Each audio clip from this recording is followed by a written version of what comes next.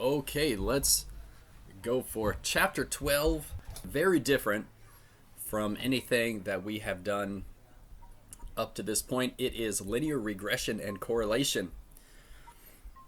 So, pulling up the lecture, you may have noticed there's quite a bit of theory and terminology and reading before you even get to the first practice problem.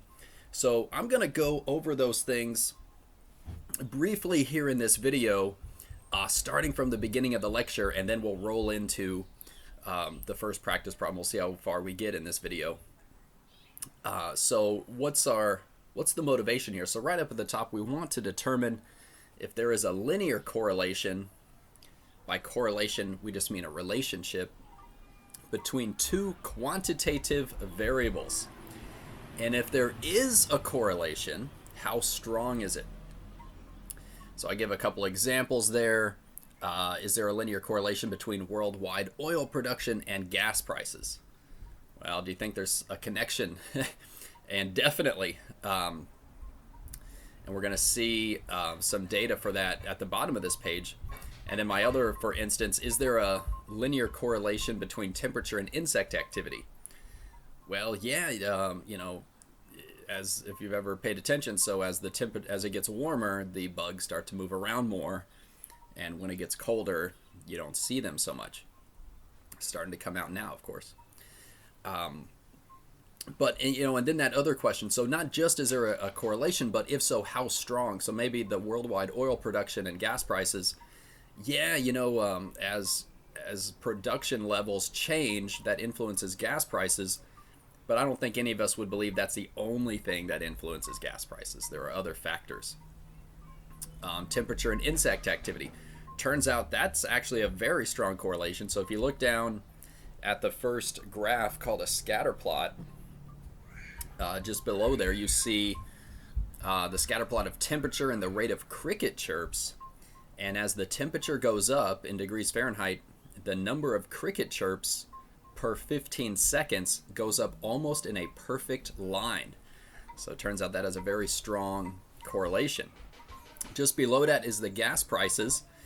It turns out the gas prices we would call a negative correlation, because as oil production goes up, the gas prices actually drop because of supply and demand, and different companies competing. As there's more and more oil production, they have to decrease their prices in order to stay competitive.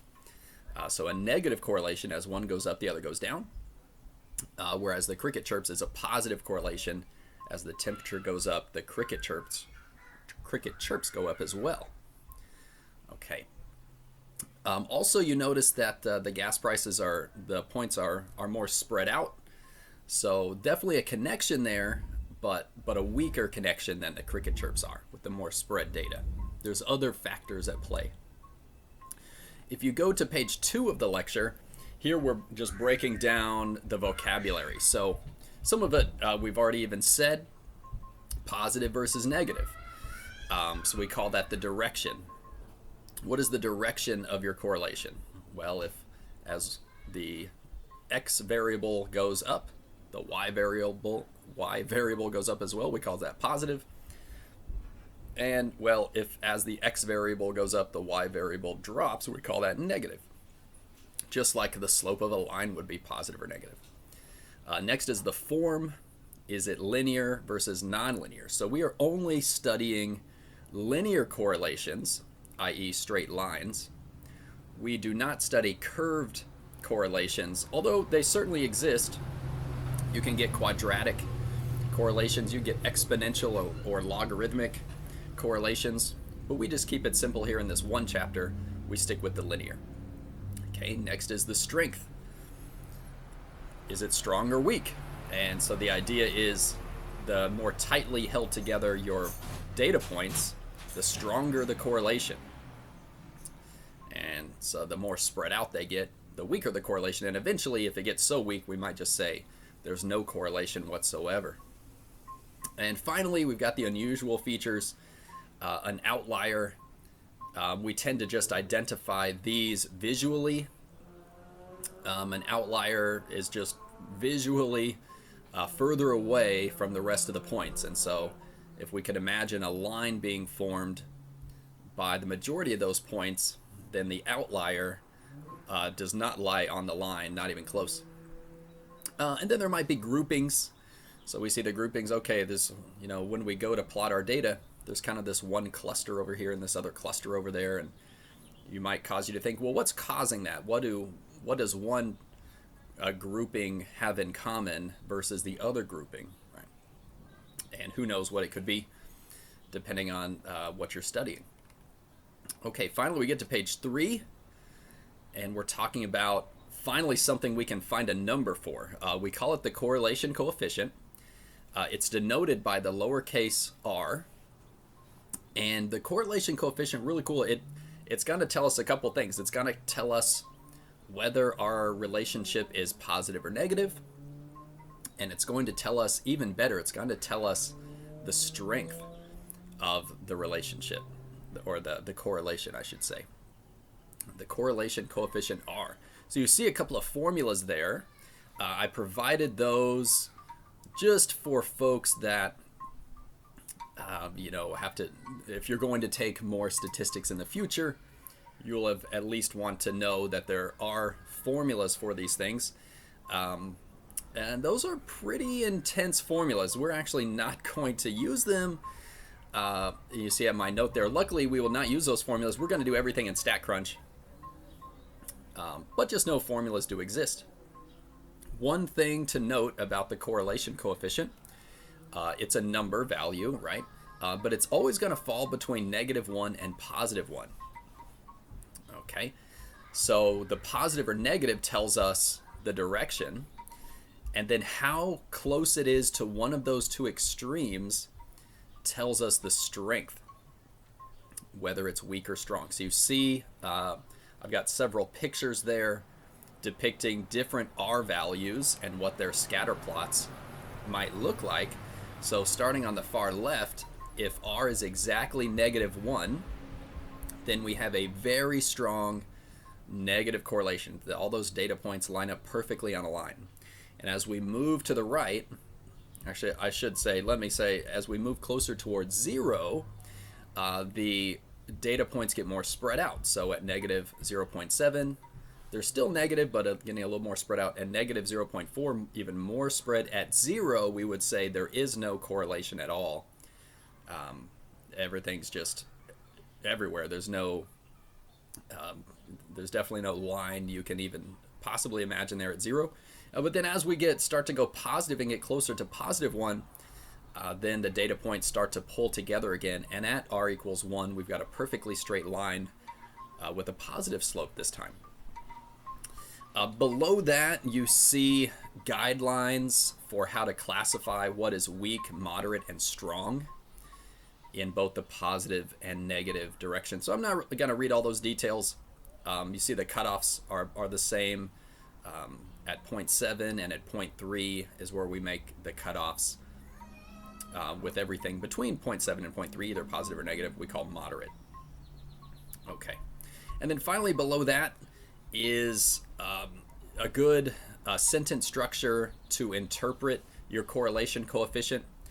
There is a blank linear correlation between blank and blank. And you fill in the strength, the direction, and then you fill in your two variables. Typically you say the x variable first and the y variable second. Okay, on page 4, we made it to practice problem number 1. So let's take a look at this. We're given a scatter plot. Consider this scatter plot of degrees latitude versus temperatures in New Zealand. So, of course, New Zealand is in the southern hemisphere. So as we increase the latitude, we get closer to the South Pole. And so increasing the latitude means that temperatures are going to drop a bit. And so you see, okay, if we're at 35 degrees latitude, then the temperatures are way up at 20 degrees Celsius. 20 degrees Celsius is, think of as pretty moderate. It might be around, just kind of a guess, I think it's around 70 degrees. As we get a little bit further south, 40 degrees latitude, temperatures are dropping. And as we get all the way to 45 degrees latitude, now we're down around 15, 14 degrees Celsius, and that's going to be, closer to 50 degrees or so. Okay. So the question in A, and we've been watching this, nothing moving on my screen here, so hopefully you've been reading along with the lecture.